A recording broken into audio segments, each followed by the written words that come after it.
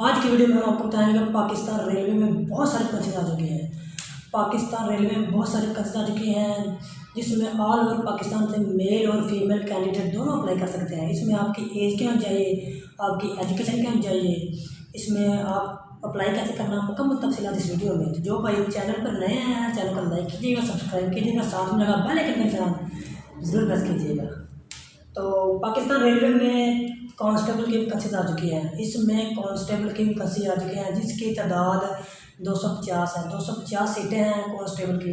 इसमें आपकी एजुकेशन है जो मैट्रिक होनी चाहिए, आपने मैट्रिक किया हो, आपके पास कम से कम सेकंड डिवीज़न होना लाजमी है। नेक्स्ट है इसमें आपकी एज क्या है। इसमें आपकी एज 18 से 25 साल होनी चाहिए। वो लोग जिनकी एज 25 साल से कम है वो लोग इसमें अप्लाई कर सकते हैं। नेक्स्ट इसमें जाता है इसमें अप्लाई कैसे करना है और इसकी बैंक फीस कितनी है।